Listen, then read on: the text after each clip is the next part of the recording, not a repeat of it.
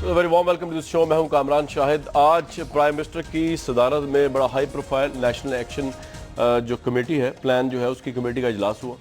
और हम जानते हैं कि नेशनल एक्शन प्लान जो है वो उसमें मिलिट्री कोर्ट से लेकर जिन जिन सूबों में, जिन जिन शहरों में दहशतगर्दी का मसला है, वहाँ पर ये कहा गया था कि वफाकी हुकूमत के मातहत जो है वो ऑपरेशन होगा, ख्वाह वो रेंजर्स करे या फौज करे।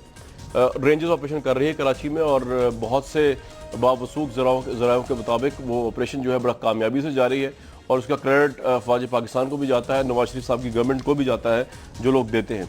आज के इजलास के अंदर सबसे इंटरेस्टिंग बात ये थी कि चारों सूबों के वज़ीर आला तो मौजूद थे, DG ISI भी मौजूद थे, आर्मी चीफ भी मौजूद थे, वज़ीर दाखिला मौजूद थे।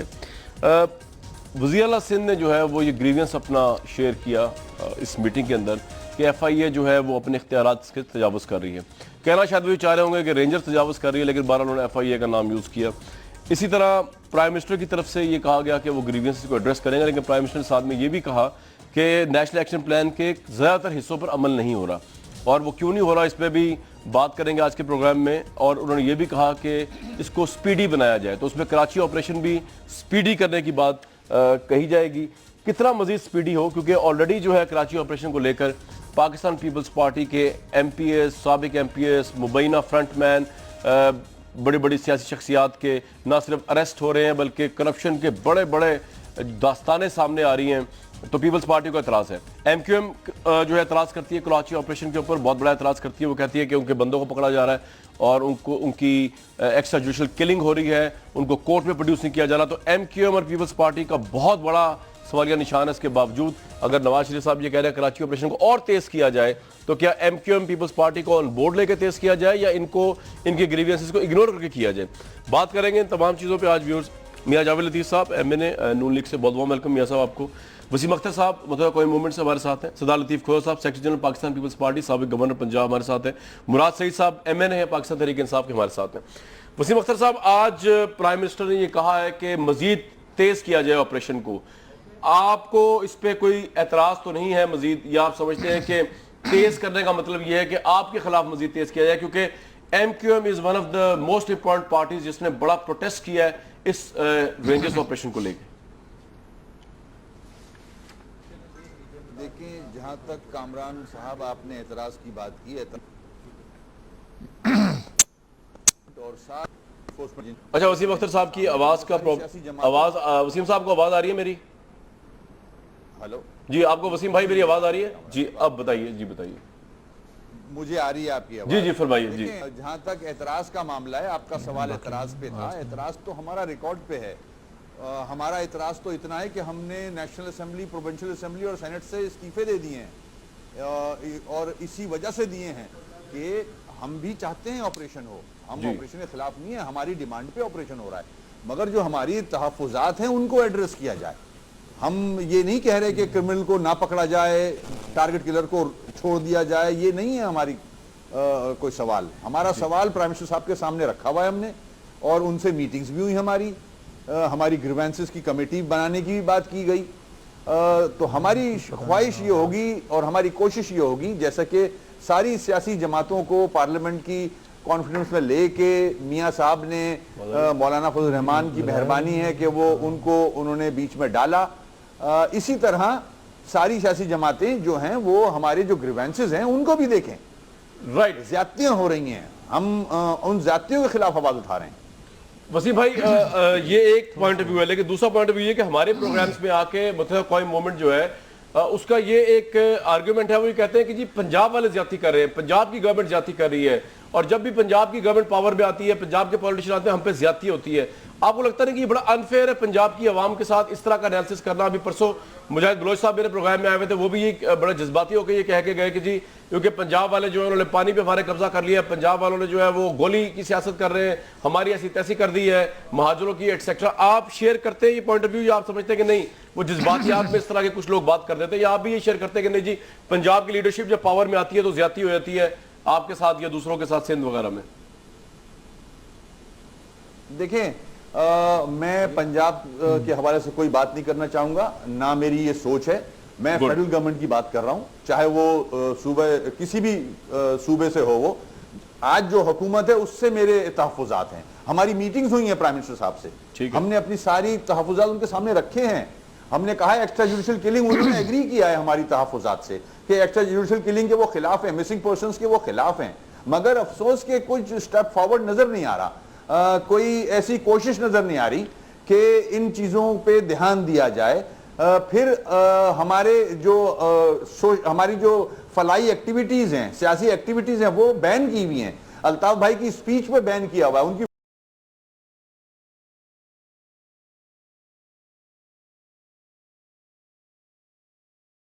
डिसीजन लाहौर हाई कोर्ट का आया है, उस पर कोई और बात कर सकता हूं मैं। मगर फिलहाल जो आपका सवाल है, हमारी कोशिश ये है कि हमारे ग्रीवेंसेस दूर किए जाएं। हम खुद चाहते हैं अमन हो कराची, हम खुद चाहते हैं कि कराची में। ठीक है वसीम साहब, ये आपका पॉइंट आ गया, बिल्कुल आपका पॉइंट आ गया। खोसा साहब, आपका भी लगभग वही पॉइंट ऑफ व्यू है कि आप समझते हैं ऑपरेशन जो है वो शायद सही तरीके से नहीं हो रहा पीपल्स पार्टी को लेकर। आज प्राइम मिनिस्टर ने कहा है कि इसको मजीद स्पीडी किया जाए। आपका अपना इस पे सर कंसर्न क्या है? अगर स्पीडी होगा तो अच्छा नहीं, टेररिज्म कम होगा, अमन आएगा, जैसा आया है कराची की सड़कों पर। खोसा साहब,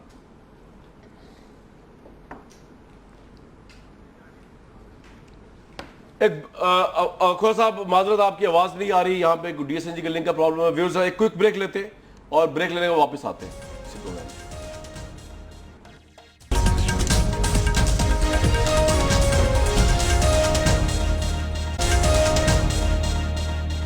खोसा साहब, ब्रेक से पहले सवाल था मेरा जनाब के स्पीडी मजीद ऑपरेशन हो रहा है कराची में, प्राइम मिनिस्टर ने कहा है, आपको उस पर कोई प्रॉब्लम तो नहीं है? पीस तो वापस आया कराची की सड़कों पे, आपने खुद भी देखा होगा। देखिए, हमें बिल्कुल कोई प्रॉब्लम नहीं है, ऑपरेशन होना चाहिए, ऑपरेशन बल्कि तेज़ी से होना चाहिए और जितनी जल्दी उसको जो है अपने मंतकी नतीजे तक पहुंचना चाहिए। दहशतगर्दी का कला कमा करना ही अमन को बहाल करने की लाजिम है। लेकिन हमारा ग्रीवेंस और एमक्यूएम का ग्रीवेंस आपने सुन ही लिया है कि देखिए, मावराए अदालत जो है किलिंग, वो किसी सूरत में भी काबिल कबूल नहीं है। और इसी तरह अगर आप किसी को उठाकर ले जाते हैं तो आप कानून के मुताबिक 24 घंटे के अंदर आइन कहता है उसे किसी अदालत में पेश करेंगे और उसके बाद जो भी फर्द जुर्म होगा उस पर उसके मुताबिक, कानून के मुताबिक मामलात होंगे। और इसी तरह हमारा ग्रीवेंस ये है कि बिल्कुल कीजिएगा, लेकिन ये जब आप जो है किसी दफ्तर में, हर दफ्तरों में घुस जाते हैं और आप जो है अपने मैंडेट जो दहशतगर्दी या दहशतगर्दी के सहूलतकारों के अलावा आप किसी और मामलात में दखल नहीं दे सकते हैं।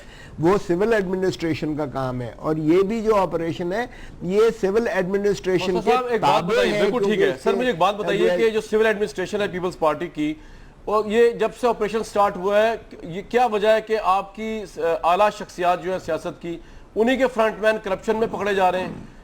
वज़रा के फ्रंटमैन या साबिक एमपीए जो हैं वो करप्शन में पकड़े जा रहे हैं। आपकी लीडरशिप के ऊपर जो है ये इल्ज़ाम आ रहा है कि करोड़ों अरबों रुपया लॉन्चर भर भर के जो भेजा गया, ये आप भी कोई इल्ज़ाम आ रहा है। चाइना कटिंग का इल्ज़ाम आप पे आ रहा है, 50 अरब मालियत की ज़मीन पे कब्जे का इल्ज़ाम आपकी पार्टी के ऊपर आ रहा है। तो जब आपकी पार्टी जो कि सिविल एडमिनिस्ट्रेशन है वहाँ की, जिसके मातहत है, उन पर ये इल्ज़ाम लगेगा सर, तो फिर तो कोई तीसरी पार्टी आगे ऑडिट करेगी ना, जो रेंजर्स है इस वक्त। यार देखो कामरान, किसने कहा है आपको? ये नैब के दायरा अख्तियार में भी है। कोई अगर तजावज़ करता है, आप नैब का ऑर्डिनेंस जरा पढ़ लीजिएगा, उसके जायचे में अगर पब्लिक एट लार्ज को फ्रॉड होता है या पब्लिक एट लार्ज का नुकसान होता है तो सरकारी मुलाजिम वो खा भले हो या ना हो उसको भी नैब के जायचे में आता है। तो नैब एक जो एंटी करप्शन का बाला तरीन इदारा है, वो किसी भी इदारे को अपनी इन्वेस्टिगेशन दे सकता है। तो ये नैब का एक इनबिल्ट मैकेनिज्म है, एक बोर्ड है।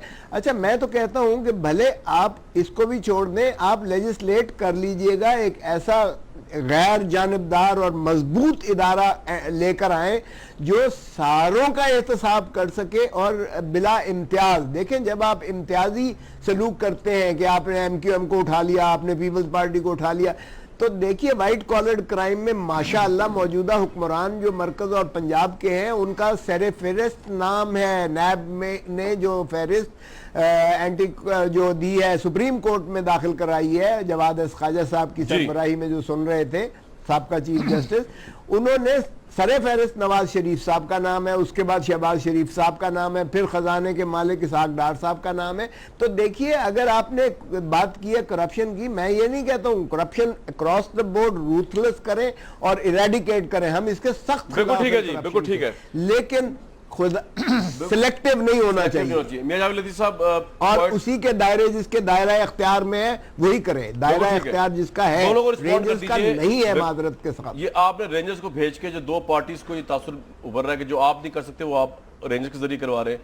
करप्शन तो हर जगह पे हजूर, नैब में आप लोगों का भी नाम है, तो ये MQM और पीपल्स पार्टी की ऐसी क्यों हो रही है? देखें कामरान, पहली बात तो यह है जो आपने दहशतगर्दी के हवाले से आगाज़ में अब बात की, पाकिस्तान का इस वक्त सबसे बड़ा मसला ये था 2 साल पहले ख़ास तौर पर कि पाकिस्तान के अंदर दहशतगर्दी आम थी और कोई दुनिया का बंदा जो है पाकिस्तान आने के लिए तैयार नहीं था। यहाँ तक कि पाकिस्तान का सरमायाकार जो था वो बाहर दौड़ रहा था और पाकिस्तान में तवानाई, बहरान, मईशत की बर्बादी या बेरोज़गारी में इजाफा, ये अपनी जगह चीज़ें आज भी हैं, मगर दुनिया ये चाहती है, पाकिस्तानी कौम ये चाहती है कि पाकिस्तान में अमन आए। अब इस अमन लाने के लिए जो दहशतगर्दी के खिलाफ जो ऑपरेशन FIA तो नहीं जाके पकड़ सकते ना इनको, ये उनका सवाल है। मुझे अर्ज करने दें, मैं उस पे भी आता हूँ। FIA पकड़े, सॉरी रेंजर्स वो कह रहे हैं क्यों पकड़ रही है? मैं नैब FIA पे भी आता हूँ, पहले मुझे रेंजर के हवाले से बात कर लेने दें। मैं ये कहता हूँ कि पाकिस्तान में आज वो शुमाली वजीरिस्तान हो, खैबर पख्तूनख्वा हो, बलूचिस्तान हो या कराची हो, कोई कंट्रोवर्सी वाली कराची में है, पंजाब हो, या ये सारे जो जहाँ की जो दहशतगर्दी है या जहाँ के जो मसाइल हैं, कराची उससे मुख्तलिफ है। कराची में जो टारगेट किलिंग है, कराची में जो भत्ता माफिया है, तो नहीं कर रही ना, वो पीपल्स पार्टी तो नहीं कर रही ना, मैं तासुर ये भर रहा है कि ये दोनों कर रहे हैं। मैं ये अर्ज करता हूँ, मैं ये कामरान कहना चाहता हूं कि हम किसी तौर पर भी ये किसी एक जमात के खिलाफ ऑपरेशन नहीं है। ये पहले तो बात, तो ये दोनों क्यों चीख रहे हैं अब ये बात ये है कि जो चीख रहे हैं या जो बात की जा रही है, दुनिया जानती है, पूरी पाकिस्तानी कौम इस बात पर मुत्फिक है कि MQM में अस्करी विंग था है। अब अगर उसके खिलाफ जो उनमें जुर्म करते हैं, अगर उनके खिलाफ ऑपरेशन होता है तो किसी को भी नहीं चीखना चाहिए ना। मुझे कह रहे हमारे अस्करी विंग की बात नहीं हो रही, हमारे आम कारकुनों को उठा के प्रोड्यूस नहीं किया जा रहा। मैं अर्ज कर दूं, मैं ये गुजारिश करता हूं कि अगर आप ये कहें कि कराची ऑपरेशन जो हो रहा है किसी एक जमात के खिलाफ हो रहा है, वो 90 का हो या 93 का हो, ये किसी तौर पर भी मुनासिब नहीं है। ये एक रास्ता बोर्ड हो रहा है, तमाम एक यूनिफॉर्म तरीके से हो रहा है और तमाम जमातों के खिलाफ हो रहा है। सेटिस्फाई नहीं कर सकेगा पीपल्स पार्टी और MQM को। मेरा वैसे ये एनालिसिस है कि अगर उनके ग्रीवियंस है भी, आपके ग्रीवियंस है ना वसीम साहब और लतीफ खोया साहब, वफाकी हुकूमत ने पूरा क्लीन चिट दिया हुआ है रेंजर्स को कि वो बुराई को, गंदगी को पाक करे। ये इनके इख्तियार में नहीं जो चीजें आप मांग रहे हैं कि जी अल्ताफ हुसैन साहब की स्पीच को खत्म कर दिया जाए, वापस आ जाए, बहाल हो जाए, लोगों को प्रोड्यूस करें, ये रेंजर्स से कहें आप। एक मुझे नहीं कर सकते। वसीम साहब से बात करने से पहले, उनकी बात सुनने से पहले मैं एक चीज जुमला कहना चाहता हूँ। गुजारिश ये है जो अभी आप, वसीम साहब 1 सेकंड के लिए इजाजत चाहूंगा। गुजारिश ये है कि आपने अल्ताफ हुसैन साहब की बात की, इससे पहले शेख मुजीबुर रहमान की भी बातें हुई हैं। अगर आप एहसासे महरूमी माशरे में होता है, आप उनकी महरूमियों को इतना उजागर करके, इतना एक्सप्लॉइट करके, इतना इमोशनल करके यहां तक ना ले जाएं कि मशरकी पाकिस्तान से बांग्लादेश बन जाए। अगर आप बात करेंगे कराची के महरूमियों की, आपका हक है, आपका फर्ज है उनको, पंजाब वाला कार्ड या दूसरे, मगर ये नहीं करना चाहिए। वो पंजाब का कोई बंदा, जल्दी में मुराद सही साहब के पास जाना। वसीम भाई आपने रिस्पॉन्ड करना है। मैं सिर्फ एक बात कहूंगा कि अगर अक्रॉस द बोर्ड ऑपरेशन करना है, चाहे वो करप्शन हो, चाहे वो दहशतगर्दी हो, तो मेरे भाई पंजाब में भी मॉडल टाउन का केस सामने है। ठीक है। और अगर मैं सुप्रीम कोर्ट के फैसले की बात करूं तो असगर खान केस का केस सामने है, उस पे क्यों नहीं इंक्वायरी होती? उस वो पीपल्स पार्टी से पूछे, उन्होंने नहीं की इंक्वायरी। अगर इम्प्लीमेंट करें, पीपल्स पार्टी ने शुरू नहीं की, लेकिन इन्होंने करना चाहिए थी। एक मिनट सर, सिर्फ आपकी तरफ नहीं तो अब मौका है ना, सुप्रीम कोर्ट के ऑर्डर्स इंप्लीमेंट किए जाए ना। बिल्कुल ठीक कह रहे हैं, क्यों नहीं किए जाते? मुराद सईद साहब, आप क्या समझे आज भी नेशनल एक्शन प्लान की बड़ी अहम, लतीफ साहब जी देखिए कामरान, हमें तो हमारे वजीर आजम को घर भेज दिया गया कि सुप्रीम कोर्ट के हुक्म की तामील क्यों नहीं की गई।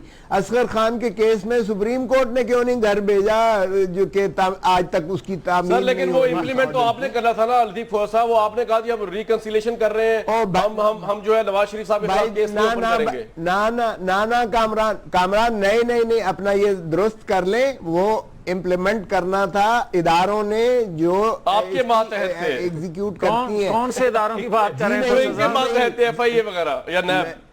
ठीक है सर, ठीक है, मैं आता हूं इस पे। नया भाई ना, ये देखे फौज साहब, आपकी हुकूमत के अंडर इदारे थे, उन्होंने इंप्लीमेंट करा, इस पे आता हूं मैं। लेकिन मुराद भाई ये बताइए, आप गुफ्तगू सुन रहे हैं कराची ऑपरेशन के हवाले से, नून लीग को भी एक मिनट के लिए साइड पे रखे, आपको बीइंग अ पॉलिटिकल वर्कर लगता है कि MQM और पीपल्स पार्टी के साथ वाकई ज्यादती हो रही है इस ऑपरेशन में और मजीद भी हो सकती है? बिस्मिल्लाहिर्रहमानिर्रहीम। देखिए कामरान भाई, जो अभी गुफ्तगू हो रही थी वो मैं सुन रहा था। दो चीजें हैं, पहले इस चीज को देखा जाए कि हमारी कमिटमेंट क्या थी और कॉमन ऑब्जेक्टिव क्या है। कराची का अमन, जब कराची के अमन की हम बात करते हैं और ऑपरेशन जब शुरू हुआ तो उसके बाद फैक्ट्स एंड फिगर्स क्या कहते हैं, डेटा क्या कहता है कि कराची में क्राइम रेट में कमी आ चुकी है, टारगेट किलिंग में कमी आ चुकी है, बदतखोरी में कमी आ चुकी है। लेकिन उस वक्त जब MQM इतराज उठा रही थी तो उस वक्त पीपल पार्टी वाले और सिंध की वजीर आला खुद कहते थे कि मैं ऑपरेशन का कप्तान हूं और क्रेडिट लेते थे। लेकिन जब करप्शन की बात आई और पीपल पार्टी के मुख्तलिफ रहनुमाओं के ऊपर हाथ डाला गया तो उसके बाद से पीपल पार्टी की तरफ से भी शोर सुनाई दिया। अब जब बात होती है अल्ताफ हुसैन साहब की स्पीच के हवाले से, तो अगर आर्टिकल 19 का हवाला दिया जाता है कामरान साहब, तो आर्टिकल 19 को पूरा पढ़ना चाहिए, जिसमें इदारों के हवाले से, जिसमें पाकिस्तान की सालिमियत के हवाले से, जिसमें पाकिस्तान फौज के हवाले से आप गुफ्तगू नहीं कर सकते। जब हम गिरफ्तारियों की बात करते हैं तो हमें प्रोटेक्शन ऑफ पाकिस्तान एक्ट को भी नजर में रखना चाहिए। और जब हम करप्शन की बात करते हैं और टेरर फंडिंग की बात करते हैं, और जो कारकुन पकड़े जा रहे हैं MQM के, प्रोड्यूस नहीं हो रहे, जो इल्जाम है एक्स्ट्रा मर्डर। एक चीज कामरान साहब, आप देखें कि अगर एक्स्ट्रा जुडिशियल किलिंग हो और आईन और कानून से मावरा कोई भी इकदाम हो तो उनके अगर तहफुजात उस हवाले से हैं तो बिल्कुल दूर करने चाहिए। लेकिन जब हम बात करते हैं तो मैंने कहा कि प्रोटेक्शन ऑफ पाकिस्तान एक्ट को नजर में रख के उसके साथ साथ जब करप्शन के हवाले से हाथ डाला जाता है तो आप नेशनल एक्शन प्लान को नजर में हमें रखना चाहिए। और जहां तक MQM की यह बात है कि 150 केसेस जो नैब ने सुप्रीम कोर्ट में जमा कराए उनके ऊपर भी बात होनी चाहिए, असगर खान केस के हवाले से भी बात होनी चाहिए, क्योंकि हमारी कमिटमेंट APS के सानिया के बाद हमारी कमिटमेंट ये थी कि दहशतगर्द का ताल्लुक किसी भी पार्टी से हो, किसी भी मजहब से हो, हमने न सिर्फ दहशतगर्दी का खात्मा करना है, दहशतगर्द का खात्मा करना है, बल्कि दहशतगर्दी का भी खात्मा करना है। बिल्कुल ठीक है मियां साहब, देखें इंसाफ के पैमाने दो नहीं हो सकते। आपके पंजाब में तो ना साना बोल्टन वालों को पूछ रहा है, ना FIR पे कोई मुद्दा, ना मशहूद साहब से कोई इस्तीफा ले रहा है, ये तमाम मामला चल रहे हैं। और कराची के अंदर जो आपने एहतसी की, तभी लोग कहते हैं कि जी पंजाब प्रोटेक्टेड हो गया और बाकी सूबों को जो एहतसी हो रही है। देखें, पहली बात तो है जो खोसा साहब ने बात की या वसीम साहब ने बात की नवाज शरीफ साहब के हवाले से या उनकी फैमिली के हवाले से, तो परवेज़ मुशर्रफ दौर में अगर इन पर कोई चार्ज होता, कोई ऐसा इन पर इल्ज़ाम जो लगाते हैं ये होते, तो उनको किसी तौर पर भी त्यारा केस बनाने की ज़रूरत नहीं थी। एक चीज़। दूसरी, मैं ये गुजारिश कर दूं कि जो आप कह रहे हैं कि पंजाब में ये क्यों नहीं हो रहा, तो या पंजाब या सिंध बलोचिस्तान में या खैबर पख्तूनख्वा में कराची जैसा ऑपरेशन क्यों नहीं हो रहा। कराची के हालात बाकी 3 सूबों से मुख्तलिफ हैं। बिल्कुल ठीक, ये और अब आ जाए आप पंजाब के हवाले से। पंजाब में जो करप्शन में मुलव्वस होगा, वो जिसका भी आप नाम ले रहे हैं या जो आएगा मुलव्वस होगा, बिल्कुल वो मारने में मॉडल टाउन हो या इस्लामाबाद हो। अब आ जाए मॉडल टाउन के हवाले से। मॉडल टाउन के हवाले से GIT रिपोर्ट जो है उस पर अगर आप किसी एक रिपोर्ट पर अमल करते हो तो दूसरी पर भी आपको अमल करना चाहिए या मानना चाहिए। ये कोई तरीका नहीं है कि जो आपकी फेवर में हो, अदारा आपके हक में कोई फैसला दे रहा हो या आपकी पसंद का फैसला दे रहा हो। वैसे वजीर ख्याल साहब को इस्तीफा नहीं दे देना चाहिए? अरबों रुपया पाकिस्तान का डबो दिया और 1% बिजली वहां का काम तुम्हारे। मैं कहता हूँ इस पे इन्वेस्टिगेशन होनी चाहिए। अगर उसमें वो मुलव्वस हो, ना सिर्फ इस्तीफा देना चाहिए, बल्कि कौन करेगा? भाई अदारे ही करेंगे ना। आप इनिशिएट करेंगे तो करेंगे। अगर अभी आप बात कर रहे थे अदारों की, खोसा साहब के हवाले से जब आप बात कर रहे थे, आज भी कराची में जो ऑपरेशन हो रहा है उसके कप्तान कौन है? वजीर आला सिंध। तो मजाक ही कर रहे हैं आप, ठीक कह रहे हैं, लेकिन वो बेचारे आईनी तौर पे साहब आईनी तौर पे तो कप्तान है, लेकिन अमली तौर पे तो नहीं। मेरा ख्याल से कायम अली शाह साहब चाह रहे हैं कि डॉक्टर आसिम हुसैन को उठा लिया जाए या फलां के फ्रंटमैन को उठा लिया जाए। क्यों खोला साहब? देखो कामरान, पहले इनकी मैं गलत फहमी दूर कराता चलूं। कहते हैं कि अगर इल्जामात होते उन पर तो सिर्फ त्यारा केस ना बनता।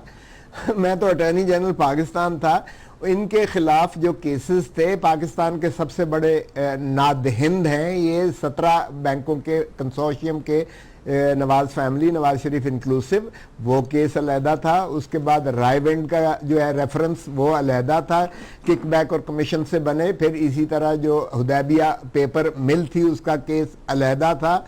लंदन के जो फ्लैट्स हैं उसका अलहदा था। कन्फेशनल स्टेटमेंट जो है मोहतरम इसहाक डार साहब का, जुडिशियल कन्फेशन, उसकी बेसिस पे दुनिया में बैंकों में फिक्टिशियस अकाउंट्स अलहदा थे। ये सारे कंपाउंड करके मोहतरम नवाज शरीफ, शहबाज शरीफ, अब्बास शरीफ, ये सारे लोग जो है ये कागज दस्तखत करके ये अपनी प्रॉपर्टीज देकर ये इनका घर यतीम खाना बन गया था, हैप्पी होम बन गया था मॉडल टाउन में, वो उसके इफ्जाने में देकर ये एक पूरा डील करके गए थे। उस डील के बाद जब ये वापस आए हैं तो इन्होंने वो रेफरेंस आज तक खुलने नहीं दिए और वो सारे कागजात वापस ले लिए अदालतों से और सारे जो है डॉर्मेंट है। सो ये कहना कि साहब आपके दौरे हुकूमत में ये रेफरेंस क्यों नहीं खुले? एक मिनट सर, आपके दौरे हुकूमत, अगर आप कहते हैं हुकूमत इन्फ्लुएंस कर रही तो आपके दौरे हुकूमत में क्यों नहीं खुले?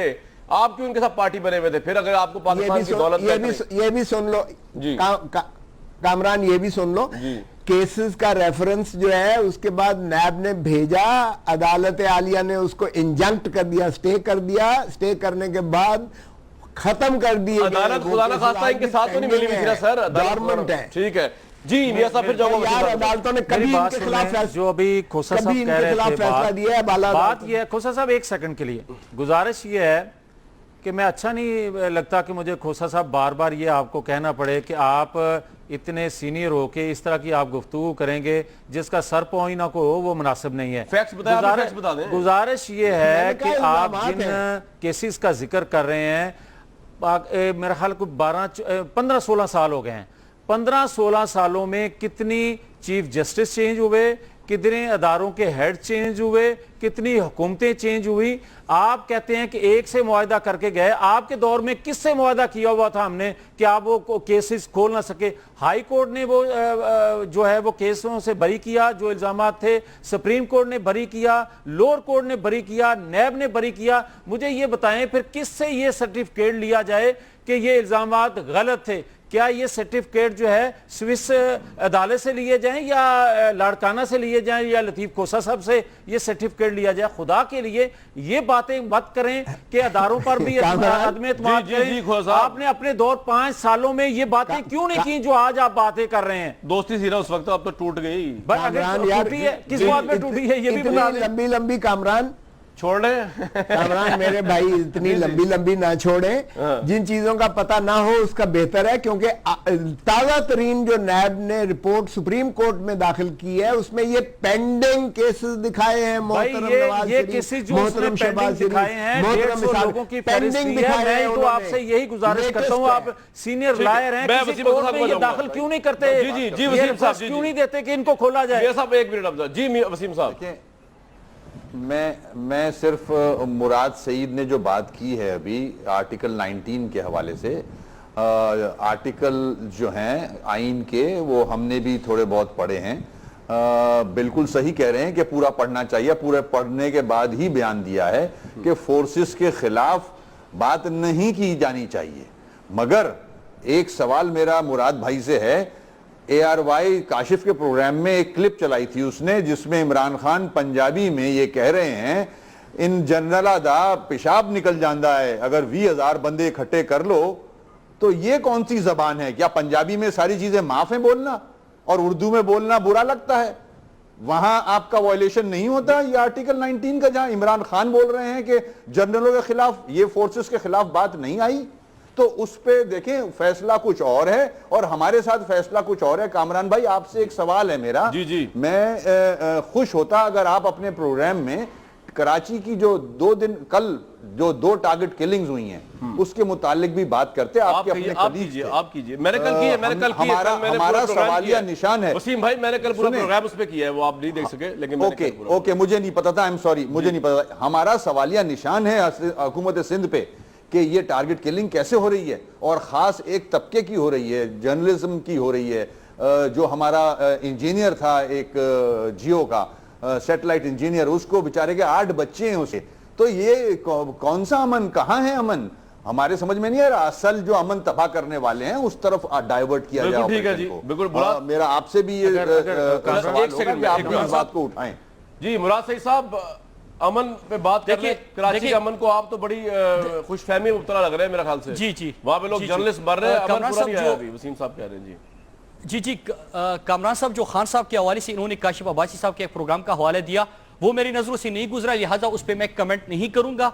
लेकिन मैंने पूरी बात ये की कि आईन और कानून के दायरे के अंदर अगर किसी के तहफुजात है तो उनको दूर करना चाहिए। लेकिन उसके साथ मैंने 2 हवाले दिए। उसके बाद जो हमारे जो मीडिया के साथी है जो उनको शहीद किया गया, टारगेट किलिंग हो रही है उनकी, उसके हवाले से चंद वाकयात हो रहे हैं और वो बिल्कुल हम उसको कंडेम करते हैं। और मैंने इंफॉर्मेशन की स्टैंडिंग कमेटी के अंदर अपने जो मीडिया के लोग हैं, जो हमारे सहाफी हजरात हैं, उनकी सिक्योरिटी के हवाले से परवेज रशीद साहब की मौजूदगी में मैंने ये बातें उठाई। और उसके साथ मैंने ये भी कहा कि अगर आप ट्विटर पे देख ले, ईमेल पे देख ले कि लोगों को, जर्नलिस्ट को फोन कॉल किए जा रहे हैं, उनको धमकियां मिल रही है, तो आपने अपने जो दहशतगर्दी के खात्मे के लिए आपने ये भी कहा था कि हम साइबर क्राइम को रोकेंगे। तो उसके हवाले से आप क्यों प्लान का कुछ इक़दाम नहीं कर रहे हैं? बिल्कुल ठीक है।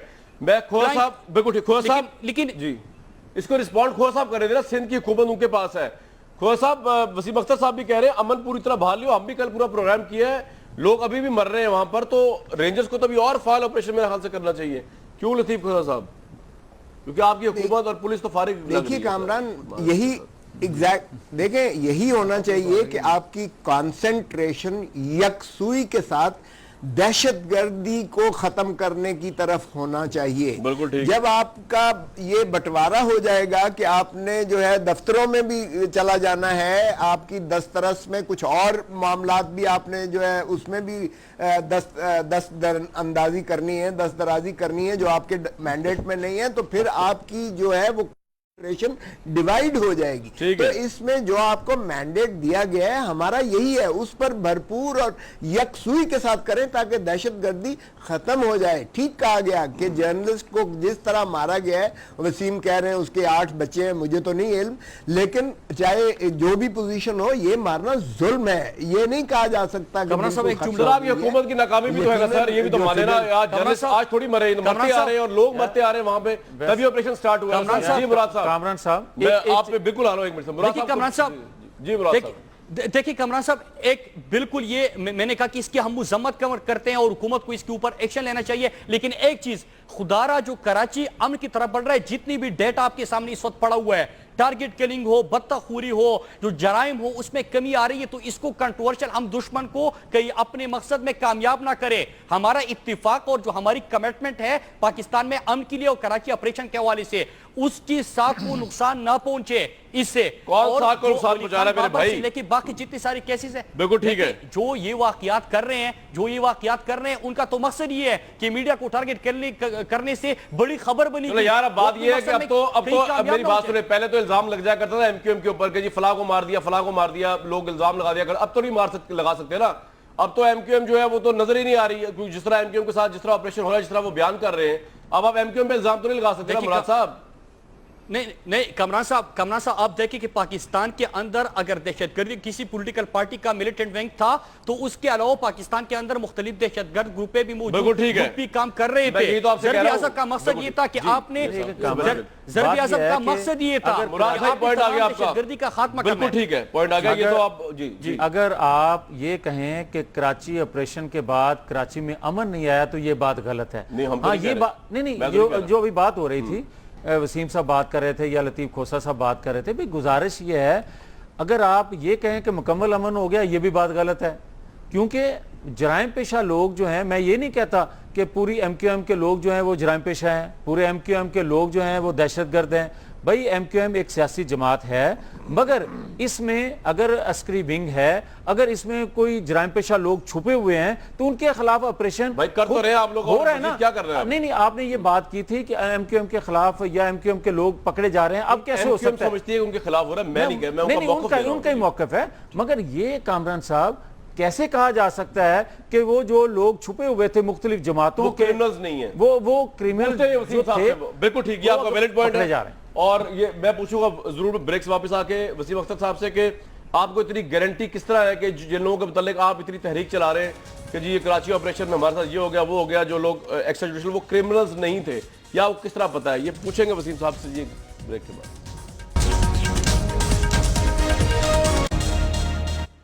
वसीम भाई, ब्रेक से पहले मैंने आपके लिए सवाल छोड़ा था कि लोग ये सवाल उठाते हैं, मियां जावेद लतीफ साहब का भी सवाल है, बुराद साहब का भी शायद ये होगा कि ये जिन लोगों को आप मैं पुष्ट का लफ्ज यूज नहीं कर रहा, जिन लोगों को आप कह रहे हैं आपके कारकुन, आपको किस तरह पता है वो क्रिमिनल्स नहीं है, टारगेट किलिंग में मुलविस नहीं रहे? जी वसीम साहब। देखें कामरान, पहले मैं अपने साथी का जवाब दे दूं। मुझे एमक्यूएम के हवाले से मशवरा तो दिया जा रहा है कि अपने में से गलत लोगों को बाहर कर दें, मगर मेरा सवाल इनसे ही है कि मैंने भी आप मुस्लिम लीग नून के एमएनए एमपीएस के फायरिंगें देखी हैं, मीडिया ने दिखाई हैं, सारी हथियारों के साथ फायरिंगें हमने देखी हैं, और फिर मॉडल टाउन का केस हमारे सबके सामने है, 14 लोग मारे गए उसके अंदर, और गुल्लू भट्ट किनसे छुपे हुए हैं। तो मशवरा देने से पहले अपना घर भी जरा देख लिया करें, उसके बाद आपके सवाल का जवाब दूंगा। देखें ये मैं नहीं कह रहा, उनकी फैमिलीज मौजूद हैं। आप जो कह रहे हो ना कि ये कैसे पता आपको, मुझे यूं भी पता है कि जितने गिरफ्तारियां हुई हैं, आप मुझे बताएं कितने प्रूफ्स हुए हैं, कितनों को सजा हुई है, हजारों की तादाद में गिरफ्तारियां हैं ना जी जी। तो कोर्ट में सजा किसने पाई? अभी तक हमारे सामने कोई नहीं आया। अच्छा, फिर हमारी पिटीशंस कोर्ट में मौजूद हैं, उनकी फैमिलीज हमारे पास आती हैं, बताती हैं घर से अरेस्ट करके लेके गए हैं और लाश मिली 4 दिन बाद। तो फिर अब इससे ज्यादा शवाहिद क्या चाहिए? लेकिन वसीम भाई आपको लगता है ऐसा कि फैमिलीज को पता होता है? नहीं कह रहा, देखिए उनके घर वाले कह रहे हैं। मैं आपसे ये अर्ज कर रहा हूं कि क्या फैमिलीज को भी तो नहीं पता होता ना कि फला बंदा जो उनकी फैमिली का वो क्रिमिनल है या क्रिमिनल नहीं है? तो आपको तो बिल्कुल ही शायद पता ना हो, उनकी फैमिली को भी शायद ना पता हो। देखें कामरान, ये फैसला करना किसी का फैमिली का मेरा काम नहीं है, कोर्ट का है। ये इन्वेस्टिगेशन का काम है। अगला वो गुनाहगार है या नहीं, बगैर सुने हुए आप मार दो और मिसिंग कर दो, ये कोई बात नहीं हुई। आपका सवाल मेरे समझ में नहीं आ रहा। मैं कैसे कह दूंगा? अदालत फैसला करेगी, कोई लॉ एनफोर्समेंट फैसला नहीं करेगी। आपके अंडर ऑपरेशन जा रहा है ह्यूमन राइट्स की वायलेशन। मैं वसीम भाई, मेरी अर्ज सुन लें, आप भाई हो, मुझे ये बताएं, आपने अभी कहा कि एमपी एमएनए पंजाब के जो हैं वो भी फायरिंग उनके लोगों ने की, क्या उनके साथ क्या सलूक हुआ? मुझे सिर्फ ये बता दें कि उनके जुलूस में, जलसे में हवाई फायरिंग करने वाले लोगों को क्या पकड़ा नहीं गया? और हवाई फायरिंग में और टारगेट किलिंग में कोई फर्क नहीं। मैं उधर भी आ रहा हूँ, मुझे ये बता दें कि हवाई फायरिंग और टारगेट किलिंग में कोई फर्क नहीं है। दूसरा, आपने ये कहा कि मॉडल टाउन वाला वाकया, मुझे ये बता दें कि अवामी तहरीक और पुलिस के दरमियान जो फायरिंग हुई उसके नतीजे में जो लोग शहीद हुए, फौत हुए, क्या मुस्लिम लीग नून के कारकुनों में और अवामी तहरीक के लोगों में फायरिंग हो रही थी? खुदा के लिए इसको इस तरह ना कहें कि आप कराची के वाकयों को आप मॉडल टाउन के वाकये के साथ मिला रहे हैं। कराची का वाकया, ये मॉडल टाउन का वाकया अफसोसनाक वाकया है, ये गलत हुआ है, उसकी इंक्वायरी हुई, उसके लोगों को सजा मिलनी चाहिए। मगर ये आप कहें कि कराची के लोग आप टारगेट किलिंग में शामिल हों और बत्ताखोरी में शामिल हों, बोरीबंद लाशें मिलें, और दूसरी तरफ आप कहें हवाई फायरिंग वाले लोग और कराची के लोग एक जैसे हैं, ये मुनासिब नहीं है किसी तौर पर भी। जावेद लतीफ, नहीं किए जाएं, आप हवाई फायरिंग किए जाएं, दबा के करें हवाई फायरिंग। नहीं, उनको गिरफ्तार भाई किया, क्यों हवाई फायरिंग वो भी करें? लेकिन हवाई फायरिंग में का जुर्म और टारगेट किलिंग का जुर्म दो एक जैसे जुर्म नहीं है। मुराद साहब जी, मुराद साहब सैटिस्फैक्टरी आर्गुमेंट दिया है वसीम साहब ने। देखिए मियां साहब जो गुफ्तगू कर रहे हैं, मैं पहले उनका जवाब दे दूं। देखिए ये बारहा कह रहे हैं कि इल्जाम थे, लेकिन अभी जो सुप्रीम कोर्ट में 150 केसेस जमा हुए हैं उसमें मियां नवाज शरीफ साहब, मियां शहबाज शरीफ साहब और इसाक डार साहब ने जो एफिडेविट जमा किया था, ये सारी चीजें जो है वो बिल्कुल लतीफ कोसा साहब सही कह रहे हैं कि पेंडिंग शो हुई है। उसके अलावा ये जो कह रहे हैं किसाना मॉडल टाउन में, भाई मेरी बात सुन ले, मेरी बात तो सुने ना, फिर आप जवाब दीजिएगा ना। नवाज शरीफ साहब ने जलावतनी भुगत ली, उनकी हुकूमत चलेगी और मजीद उसमें कितनी सजा देनी है उनको, ये भी देखे ना। नहीं, अगर उन्होंने गलती की, यानी कि मैं उस रिगार्डिंग ऑफ दैट बात कर रहा हूं ना। देखिए नहीं मैं ये नहीं कह रहा, मैं इल्जाम नहीं लगा रहा, मैं आपको सुप्रीम कोर्ट में नैब की तरफ से जो 150 केसेस के फाइल जमा हुए हैं मैं उसका हवाला दे रहा हूं, मैं खुद से तो नहीं कह रहा। उसके अलावा जो एफिडेविट है वो भी मैंने नहीं दिया, वही यार आप दरखास्त लेके सुप्रीम कोर्ट पहुंच गए ना भाई, ये केस खोले क्यों नहीं जाते, आप दोबारा चले जाएं। उसके अलावा जो आप कह रहे हैं कि 15-14 साल लोग जाते रहे, आप भी चले जाएं भाई। साहब आप स्टूडियो में बैठे हैं, मियां साहब मेरी बात सुनिए। उसके बाद जो यहाँ पे स्थानीय मॉडल टाउन की बात हुई, उसके अलावा जो फैसलाबाद में अखनवाज को शहीद किया गया, हमने प्रेस कॉन्फ्रेंसेस किए, हमने तस्वीरें दिखाई, आप लाश लेके आप सनाउल्लाह के घर चले गए, दिखाया, ये भी तो देखें ना, आप अपने लीडर का रवैया देखें। वहां पे सुनवाई क्या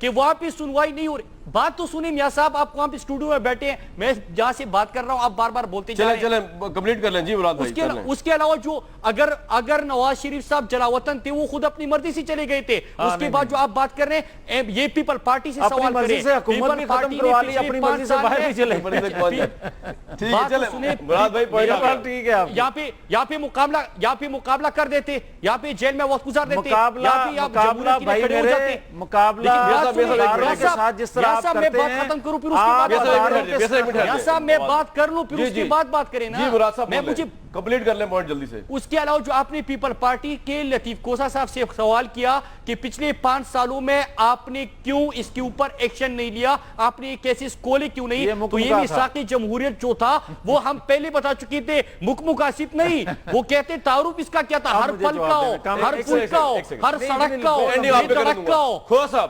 साहब मुराद भाई पॉइंट आ गया, मुराद भाई आपका पॉइंट आ गया।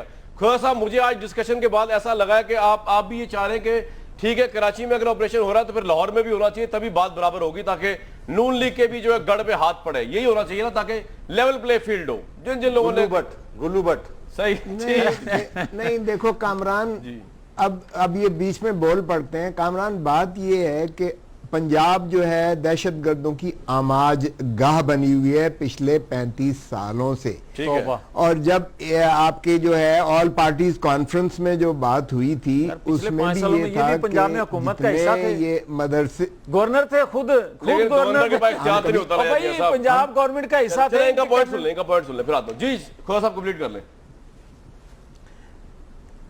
अच्छा देखिएगा, अब ये जो अगर मलिक इसहाक को जेल से निकाल के मुजफ्फरगढ़ में उसके बेटे और 14 साथियों समेत मरा है, मुकाबला हुआ है, जो हुआ है मैं उसमें नहीं जाता हूं, लेकिन क्या ये हकीकत नहीं है कि वो उनके एक वजीर के साथ जीप में चढ़ के क्लाशनकोफ लेके वो कैंपेन में दिखाया गया है इनके साथ।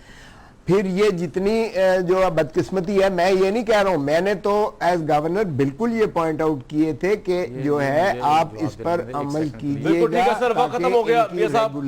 मैं ये कहूंगा कि ये 35 सालों का जिक्र कर रहे हैं, खोसा साहब खुद गवर्नर भी थे और पीपल्स पार्टी पिछले 5 सालों में हुकूमत का हिस्सा था, वो भी खटक रहा है। नहीं पंजाब का हिस्सा थे, ये गवर्नमेंट हो गया। आज का बातें कर रहे हैं। प्राइम मिनिस्टर नवाज शरीफ साहब है, उन्होंने कह दिया है कि मैं आपको बताया था कि दोबारा रिपीट करता हूं कि उन्होंने कहा है कि कुछ हिस्सों में नेशनल एक्शन प्लान के अमल हो रहा, कुछ में नहीं हो रहा।